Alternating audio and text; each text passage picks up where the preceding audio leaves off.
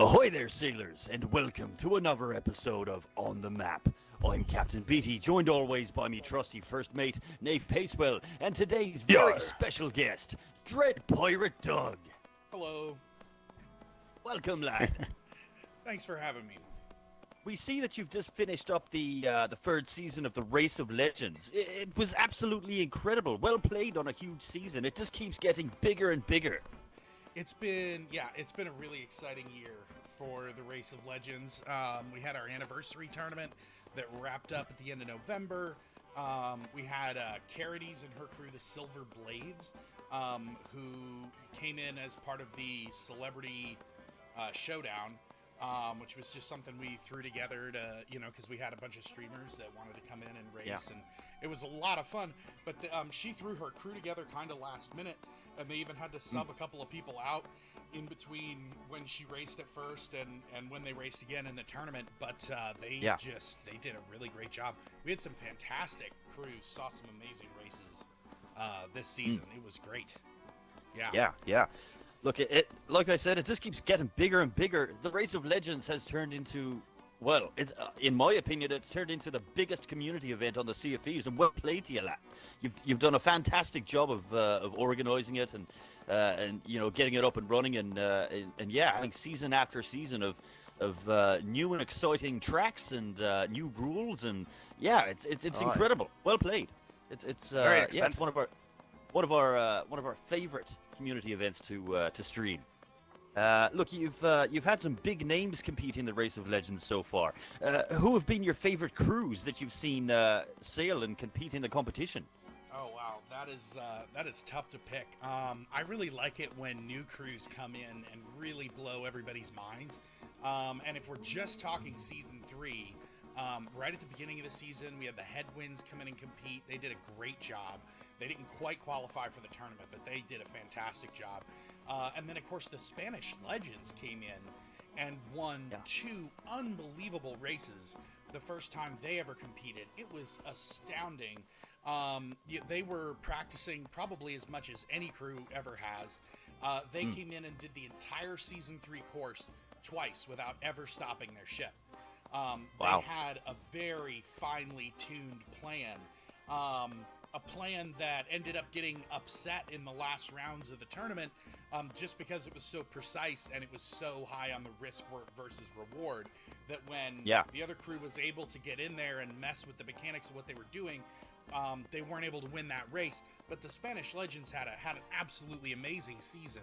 And then, BBXH and her crew, the Donuts, when they came in, they didn't win the Celebrity Showdown, but they did win their first race. They were the first crew ever to use a Megalodon as a speed boost in the middle of a race. And now we've seen that happen like 3 or 4 times since they did it. But until they'd done it, no one had actually been able to pull it off. And they actually used it to win that first race. It was amazing. As the seasons go on, the locations, routes, and rules change up. It's fantastic to see so much diversity in the races. Look, any chance you could give us a sneak peek at your plans for Season 4? Boy, let me see. What can I actually talk about? Myself and the legendary First Mates have already put a fair amount of time into trying to figure out Season 4. We've got a few plans. I will say that we're going to see probably some... I don't actually know that for sure. We've got some really exciting stuff coming from Season 4. We're going to see stuff that we've never seen before in the races. We're going to see maybe even some departures in ship sizes or number of ships racing. Things along those lines. Interesting. All I can say right now is that the Race of Legends account tweeted #Battle of Legends. I think that was yesterday. I can't say anything beyond that, but we've got... That's actually what promoted my question. I wish I could say more. That definitely caught our attention, that's for sure. Yes. It's a thing that's happening, and I'll be able to talk more about it soon. Oh, fantastic. So it's a thing that's happening. That's all we need to know right now. Excellent. It's happening. Breaking news. A thing is happening. DreadPirateDoug has got a thing More about happening. this later. More on this. Over to you, Nate. More on this now. Yeah. The thing is apparently happening in a place with people. And potentially things. Lots of things. Oh lord. Lots of. I feel like that's going to be the screenshot for this video. Lots of things. Lots of things. Lots of things. That's right. But, you know, I'm still figuring out what the future's going to look like for, you know, the Race of Legends obviously is going to always be our flagship event, and it's so much fun, and we're going to keep doing it, you know, hopefully forever. When you come across Sea of Thieves, how did you find it? How did Sea of Thieves become obvious to you, and you go, hey, I'm going to play that game? So I saw the E3 trailer in, what was it, 2018? Yes, back in the one with the last year. Yeah. Or wait, yeah, no, not 2018. The E3 trailer, the pre-release one, the one where they were late 2017. Crooks Hollow. Yeah. Anyway, I saw the one of the first cinematic trailer that they did, and the world was beautiful. It didn't show us a lot about what you were going to be able to do in the world, but it was beautiful, and I've always loved anything related to ships and boats and stuff like that. And I didn't really know what to expect from the game. I don't know if anyone quite did. But then when it came out, I think this is still the only game I've ever pre-ordered. And it's just been a ridiculous journey. It's weird, like you start up a game for the first time and you're like, you know, I'm probably gonna play this 5 times and then never touch it again, like most games. And then every now and then you boot up a game and the game totally changes the trajectory of how you're gonna spend your time. Recently, we ran our first season of the Kings of Fish. Yes. And it was a great time. However, building fleets for community events is quite time consuming, and it can be a real drain on the organizers before the event even starts. Yeah. Rare announced recently that they are working on ways to help community events like the Race of Legends and the Kings of Fish. Yeah. What would you like to see as far as this goes, as far as some sort of help from the developers for these community events? Yeah, I mean, I know that they're working on it, and that I know that there's some stuff that's coming soon. It's been, it's great to see Rare recognizing events like Kings of Fish and the Race of Legends and the pirate games. There's so much cool creative stuff that is going on in the game, and I'm so excited for whenever, private servers in some form, whatever they're going to look like, I don't really care, whatever it is. I can't wait for that to roll out to everybody and, have this it is a sandbox game. It's just a sandbox you can only do with 3 other people. Opening stuff up just for people to get into servers and do, team deathmatch or infection or, to really play it, Oh yeah, I mean ship v ship battles, all these types of things. There'll be a million cool things that me or you guys never would have even thought of. That's going to be awesome. I'm really excited to see what people come up with, and it's cool that Rare has recognized the stuff that we've been doing so far, and that they do have plans to support us in the future. That's really exciting. You've got a fantastic crew that help you organize and marshal the Race of Legends. Tell us a bit about them. Yeah, so the legendary First Mates are really the backbone of the organization. The 3 of them, so you have Kaitsu, who is, of course, he's helped out a lot with the loot stacks and that community, but he's, all 3 of them are Discord mods, but Kaitsu does all the graphics for the races, the transitions. If you see anything that looks good on our Twitter account or even on my Twitter account, most of the time Kaitsu is responsible for that. All of our promo he works banners. Hard, doesn't He does. He works really hard, and he's really, really talented. And yeah, he does a lot of the back end stuff. And then during the races, he's the guy that Mike is dropping off at each island, staying ahead of everything. Some people that watch the races think we have like 5 or 6 camera people. We have 2 camera people other than me. And the reason that it feels like there's people everywhere is because Mike, who I might as well go ahead and talk about next, he's admiral of the camera fleet. This guy's usually one-manning a galleon, staying ahead of the crews that are racing, and he's dropping Kaitsu off at each island or each obstacle as they go along, so that Kaitsu can get those shots of the ships coming into Galleon's Grave, or the two crews fighting at the Isle of Last Words, for the season 3 route. And the first couple of weeks, sometimes it's a little challenging, but then they get it down, and it's just smooth and seamless. It's amazing. And It's very Mike impressive also, to watch.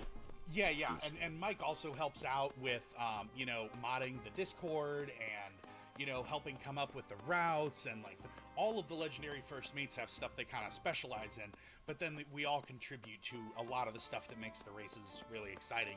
And then of course I would get in a huge amount of trouble if I didn't mention Owl, who is our associate race commissioner. I love Owl. Handles she's awesome. She handles a good chunk of our communication with especially new crews, but any crew that races, they are almost always going to end up talking to Owl.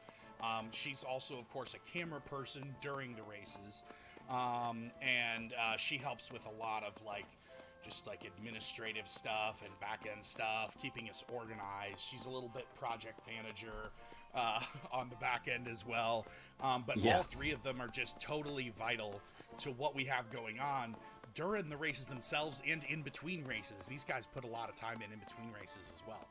As you can see behind us, you have an Easter egg here inside the tavern at Golden Sands Outpost. Well played on that, lad.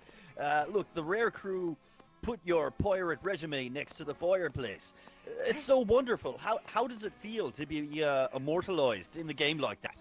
I mean, I feel like it's a bit of a fire hazard, especially these days. I sent Rare my resume, and they didn't hire me, but they did put it up here at Golden Sands, which is awesome. That's not what usually happens when I send around resumes, but that's cool. No, it's been a huge, obviously it's been an amazing honor. I made this pirate legend resume that was basically a collection of jokes. I don't know. You really just have to read the thing. It's pinned on my Twitter profile. It's just like a joke that popped into my head, and I remember sending it to a friend of mine and being like, "Is this anything? Is this a thing?"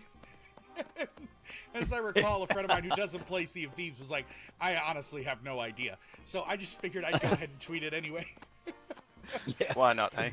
And That's right. It's it was just like a funny thing that I did, and I thought other people would think it was funny, and so I put it out there. And then a few months later, I find out that it's going to be put into the game, and I had a chance to go to Orlando a few months ago and meet some of the people from Rare in person and say thanks to them in person. But it's cool. Because, what other game, A, recognizes so many members of its community the way that Sea of Thieves does, and B, how many of them would recognize something this dumb? It's one thing to recognize, when you have a streamer that has, 500,000 followers, that's put a ton of people have played the game because they stream the game, or a YouTuber that has 2 million followers that, and those are most of the types of people that get this type of recognition, broadly speaking. You're some big content creator, you do something, you have the highest KD, whatever, you get your own charm in this game. It's mostly just by being, a huge and I get why the games do that, it's fine. They want to attract content creators to their communities, I get that. That's right. But that's not how Sea of Thieves does it at all. Obviously, there are Easter eggs for streamers that have big audiences, but some of the very coolest Easter eggs are for people that, ate the most bananas during the alpha, or, gave a bunch of great feedback on the forums during the beta, or made a stupid joke on Twitter. I mean, Latch Glue has such an awesome Easter egg that just came out. She does. That made me so so mad. happy. Yeah, I have one of her little paintings, and it is by far the coolest thing that I own. So do I. She did one for me while I was in hospital with my collapsed lung, and I logged onto Twitter one point, and I was like, oh my goodness. Look, in your downtime, do you have any favorite streamers that you like to watch? Oh, sure. Yeah, I like to jump around to Sea of Thieves streams all the time. I do a lot of lurking. Uh, let's see, boy. I mean, in no particular order. I mean, I love jumping into Crowtuck's stream. That is always a good time. That Likewise, dude yeah. has infinite Oh, yeah. energy, and he co-hosted a couple of Race of Legends with me. That was fantastic. It was, yes. Well, good set of races those were. Those were, yeah, and I- he brings a really funny perspective to just reacting to everything in real time the way I am. It's a lot of fun. Boy, let's see. Gullible Gambit has a fantastic stream. He's really good at the game. Carrillo's fantastic. Oh, Boy, there's so many that Lissa T. She's great. Yeah. I discovered her recently and then ended up getting a chance to compete with her in the battle for Orlando. We didn't do great, but we did have a good time competing. It was good. But she's got That a would've been great awesome. stream. Her and I did the first or the new Tall Tale a couple weeks ago, and just had one of those ridiculous sales where everything goes wrong and nothing works out the way it should, but in like a really awesome, intense way. It was great. Great experience on that Tall Tale too. That was a lot of fun. Oh, it is. It's one of our favorites. Boy, you know, I mean, Kaitsu streams on occasion, and he does a great job. It's always fun to hang out with his community. Bearded Guys Gaming have a great community. So does BGG. BXH. Yeah, BGG. Those guys were great. They competed in the Celebrity Showdown. They were a great crew. Yeah, they were a great crew. They did a great job. Boy, yeah, there's just I know I'm gonna feel bad for leaving a bunch of people out. As soon as I There's finish just so making many. the list. There's so many, and it's really cool how supportive they are of each other and of the races. But you know, just it's a really positive community. It's been a lot of fun to get involved and get to know just a lot of really great positive people. It's been amazing. Yeah. People Well, look, Doug, it's been absolutely fantastic having you on today, lad. Thank you very, very much. We really appreciate it. Thanks and, for having look, me. This is an honor. Oh, no, not a problem. Yeah, look, best of luck with the next season of the Race of Legends. We'll be sure to tune in, lad. absolutely. I appreciate there it, for sure. and best of luck with the Kings of Fish, and of course with On the Map. Oh, thank you. Love what you thank you, guys are Doug. doing. Excellent. Thank you very Excellent. much. Good to hear.